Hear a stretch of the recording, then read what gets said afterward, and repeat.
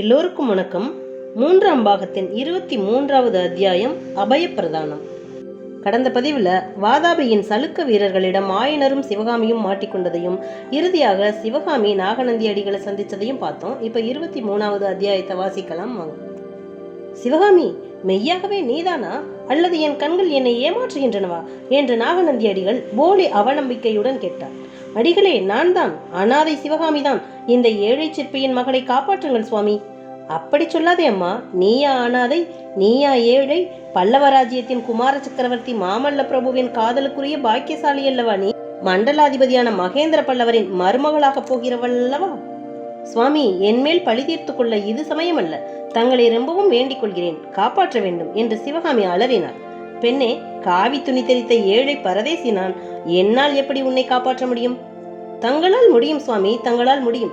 தாங்கள் மனது வைத்தால் கட்டாயம் காப்பாற்ற முடியும். இவர்களிடம் நீ எப்படி சிக்கிக் கொண்டாய்? கோட்டைக்குள்ளிருந்து ஏன் வெளியே வந்தாய்? எப்படி வந்தாய்? அதையெல்லாம் இப்போது கேட்க வேண்டாம் சுவாமி. மூடத்தனத்தினால் வெளியே வந்தேன். என் அருமை தந்தைக்கு நானே யமனாக ஆனேன். நான் எக்கேடாவது கெட்டு போகிறேன். என் தந்தையை காப்பாற்றுங்கள். உன் தந்தை எங்கே அம்மா? அவருக்கு என்ன ஆபத்து வந்திருக்கிறது என்றார் பிக்ஷு. ஐயோ, இவர்களை கேளுங்கள். அப்பா எங்கே என்று இவர்களை கேளுங்கள். சற்று முன்னால் ஏதோ பயங்கரமான வார்த்தை என் காதில் விழுந்தது. அதோ அந்த குதிரை மேல் இருப்பவர் சொன்னார். ஆயனர் எங்கே என்று அவரை கேளுங்கள் சுவாமி, சீக்கிரம் கேளுங்கள். இப்படி சிவகாமி சொல்லிக் கொண்டிருந்த போதே சற்று பின்னால் குதிரை மேல் வீற்றிருந்தபடி மேற்கூறிய காட்சியை கவனித்துக் கொண்டிருந்த தளபதி சசாங்கன் குதிரையை செலுத்திக் கொண்டு அவர்கள் அருகில் வந்து சேர்ந்தான். புத்தம் சரணம் கச்சாமி என்ற நாகநந்தியை பார்த்து பரிகாச குரலில் கூறி வணங்கினான். வாதாபி சக்கரவர்த்தியிடம் நாகநந்தி பிக்ஷுவுக்கு இருந்த செல்வாக்கை குறித்து பொறாமை கொண்டவர்களில் தளபதி சசாங்கனும் ஒருவன். புத்தம் சரணம் கச்சாமி என்ற நாகநந்தியும் கடுகடுத்த குரலில் கூறினார். ஆ, நாகநந்தி பிக்ஷுவே, திடீரென்று இங்கே எப்படி முளைத்தீர்? நாகம் இத்தனை நாளும் எந்த வழியில் ஒளிந்து கொண்டிருந்தது? இப்போது ஏன் வெளியில் தலையை நீட்டுகிறது என்று தளபதி சசாங்கன் கேட்டான். கேட்டவர்கள் நடுங்கும்படியான நாகப்பாம்பின் சீரல் சத்தம் அப்போது திடீரென்று கேட்டது. அதே சமயத்தில் பாம்பு பாம்பு என்று ஒரு கூக்குரல். அதை கேட்டு அங்கு கூடியிருந்த வீரர்கள் சிதறி ஓடினார்கள்.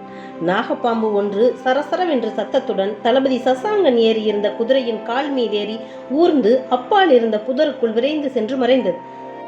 தளபதி, ஜாக்கிரதை. சாதாரணமாய் நாகப்பாம்பு கடிக்காது, ஆனால் கடித்து விட்டால் அதன் விஷம் ரொம்ப பொல்லாதது என்றார் பிக்ஷு. சசாங்கன் பல்லை கடித்து கொண்டு, பிக்ஷு, இந்த அருமையான உண்மையை சொன்னதற்காக மிகவும் வந்தனம். எனக்கு அலுவல் அதிகம் இருக்கிறது. தங்களுடன் பேசிக் கொண்டிருக்க இப்போது நேரமில்லை, மன்னிக்க வேண்டும். அடே, இந்த பெண்ணை பிடித்து கட்டுங்கள் என்று சற்று விலகி போய் நின்ற வீரர்களை பார்த்து சசாங்கன் சொன்னான். அதை கேட்ட வீரர்கள் சிவகாமியை நெருங்கி வந்தார்கள். தளபதி, தென்னாட்டின் புகழ்பெற்ற நடன கலைவாணியை சிறைப்பிடித்தது உம்முடைய அதிர்ஷ்டம்தான். இந்த விசேஷ சம்பவத்தை சக்கரவர்த்தியிடம் நான் கூடிய சீக்கிரம் தெரியப்படுத்துகிறேன். ஓஹோ, அப்படியானால் பிக்ஷுவும் வாதாபியை நோக்கித்தான் பிரயாணம் கிளம்பி இருப்பது போல் தெரிகிறது. ஆம் சசாங்கரே, ஆனால் சக்கரவர்த்தியிடம் இந்த விசேஷ செய்தியை தெரிவிப்பதற்கு வாதாபி வரையில் நான் போக வேண்டியதில்லை. சற்று முன்னால் இந்த காட்டில் இன்னொரு புறத்தில் சக்கரவர்த்தியை பார்த்தேன். பொய், வாதாபி சக்கரவர்த்தி இதற்குள் வடபெண்ணை நதியை அடைந்திருப்பார். பொய்யும் மெய்யும் விரைவிலை தெரியும் தளபதி. ஆனால் ஒரு விஷயத்தை ஞாபகம் வைத்துக் கொள்ளும். புலி தனக்கு இரையாக கொள்ள எண்ணிய ஒரு மானின் மீது பூனை கண்ணை போட்டால் விபரீதம் விளையும். ஞாபகம் இருக்கட்டும் என்று நாகநந்தி கம்பீரமான குரலில் கூறிய போது தளபதி சசாங்கனின் வாயிலிருந்து என்ற உருமல் ஒளியை தவிர வேறெதுவும் வரவில்லை. பின்னர் நாகநந்தி சிவகாமியை பார்த்து, பெண்ணே, நான் சொல்வதை கவனமாக கேள்.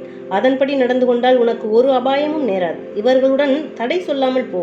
நீ நடனக்கலை பயின்றவளாதலால் உன் கால்களில் வேண்டிய பலம் இருக்கும். நடப்பதற்கு நீ அஞ்ச மாட்டாய் அல்லவா என்றார். இதுவரை சசாங்கனுக்கும் நாகநந்திக்கும் நடந்த சம்பாஷணையை கவனித்த வண்ணம் கற்சிலை போல் அசைவற்று நின்ற சிவகாமி சட்டென்று உணர்வு வர பெற்றவளாய், சுவாமி, என்னை பற்றி எனக்கு ஒரு கவலையும் இல்லை. இந்த பாவியினால் தங்கள் சிநேகிதர் ஆயனர் பெரும் அபாயத்துக்கு உள்ளாகிவிட்டார். ஐயோ, அவரை காப்பாற்றுங்கள் என்று கதறினார். உடனே நாகநந்தி பிக்ஷு, தளபதி, இந்த பெண்ணின் தந்தை எங்கே என்று கேட்க சசாங்கன் ஒரு கோரச்சிரிப்பு சிரித்த வண்ணம், ஆஹா, உங்களுக்கு அது தெரிய வேண்டுமா? சொல்கிறேன்.